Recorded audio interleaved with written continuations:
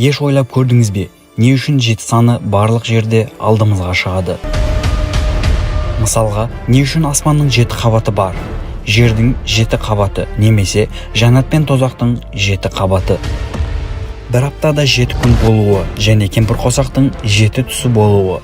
Сізге де біраз ой сала ма? 7 санның құпиясын білуге дайын болсаңыз, бастаймыз.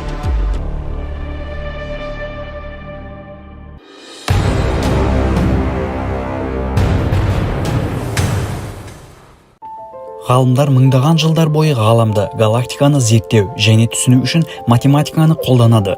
Макс Тед есімді ғалымның айтуы бойынша ғалам бүткілдей бір математикадан құралған. Ислам дінінің сенімдерінде де Алла тағала ғаламды теңдессіз бір математикамен жаратқан. Бұны барлық жерде көре аламыз. Мысалға, ағашқа және жапыраққа бір қараған кезде шатастыратындай етіп көрінсе де, зерттей түскен сайын бұл жағдайдың біз ойлағандай емес екенін көреміз. Әрбір кіші бір детальдің кодталған математикаға сүйенгенін байқаймыз. Жапырақтардың ағаштардың айналасындағы тізілуі, жалпы саны, тіпті пішіні белгілі бір математикалық заңға, керемет бір пропорцияға сәйкес етіліп жасалынған, жаратылған. Жапырақтар белгілі бір геометрик заңға бағынып бір-біріне көлеңке түспейтіндей дәрежеде тізілген. Бұл керемет заңдылықты алғаш болып Фибоначчи есімді кісі тапқаны үшін жапырақтардағы бұл керемет тізілімге Фибоначчи есімі берілген. Мысалға, артишок гүліне қарайық. Артишок гүлдейтін кезде әрбір жапырақ өзінен бұрынғы шыққан жапырақтан 2 есе үлкен болып өсе бастайды.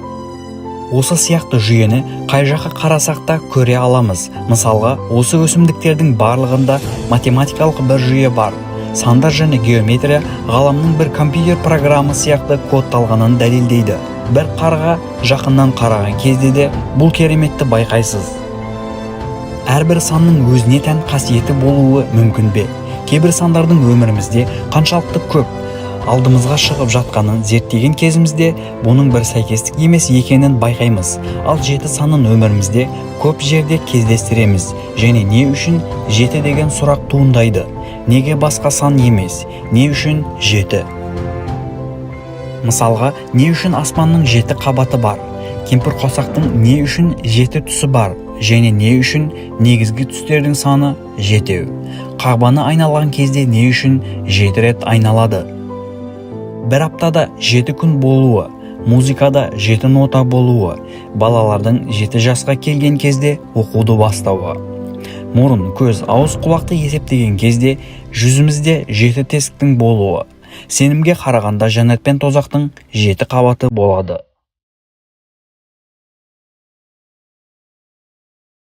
Стамбулдың 7 төбесі бар бір қала екенін барлығыңыз естіген шығарсыз. Олай болса Рим, Мекке, Құдыс, Тегеран, Афина, Нью-Йорк, Мәскеу және Будапешт сияқты қалалардың 7 төбесі бар екенін білетін бе едіңіз?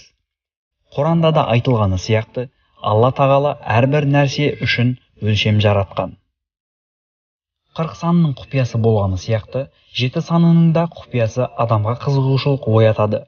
Өмірде барлық нәрсенің бір мағынасы бар екенін естен шығармайтын болсақ, сандар бізге көмектесуі мүмкін. Осы себепті нумерология сандардың құпиясын ашуға тырысып, ғаламның құпияларын ашуымызға көмегін тигізеді.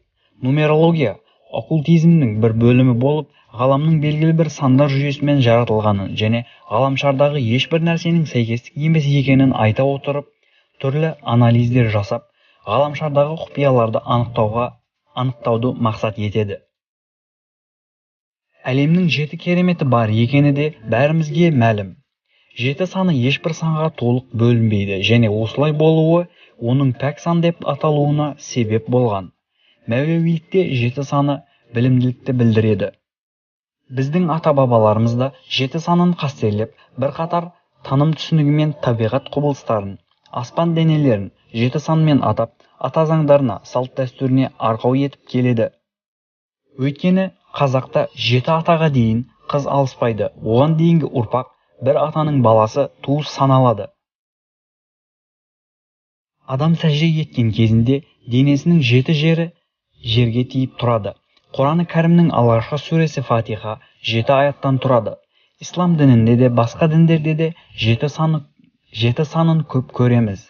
Мысалға, яһудилерде қасиетті Шамда 7 шам болады. Тибетте де 7 Будда бар. Мысалға, 7 ата. Бұл қазақ халқының дәстүрлі салт санасында адамның ата жағынан тегін таратудың нақты жүйесі. Әрбір қазақ баласы өзінен бастап 7 атасының аты жөнін білуге міндетті. Мұны әке-шешесі, ата-әжесі үйретіп татуға тиіс. 7 атасын білмеген, жетесіз деген аталы сөзді өзіңізде білетін боларсыз. Мысалға, тағы біреуі 7 жұт. Бұлар құрғақшылық, малдың құрылуы, жұт, өрт, оба, ауру, соғыс, топан су, зілзала, немесе жердің сілкінуі. Одан бөлек 7 жоқ, яғни жерде өлшеу жоқ, аспанда тіреуіш жоқ, таста тамыр жоқ, тасбақада талақ жоқ, Аллахта бауыр жоқ, аққуда сүт жоқ, жылқыда өт жоқ. 7 қазына. Ол жөнінде пікір талас көп. Алайда қазақтар ертеде 7 қазынаға мыналарды жатқызған: ер жігіт, сұлу әйел, ілім білім, жүйрік ат, құмай тазы, қыран бүркіт және берен мылтық. Бұл бейнеде 7 санының өте керемет және құпияға толы екенін білдік, бірақ құпиясын аша алмадық, себебі құпиясы әлі ашылмаған. Бейне сізге терең ой салып мәлімет берді деген ойдамын. Бейне ұнаған болса, пікір қалдырыңыз.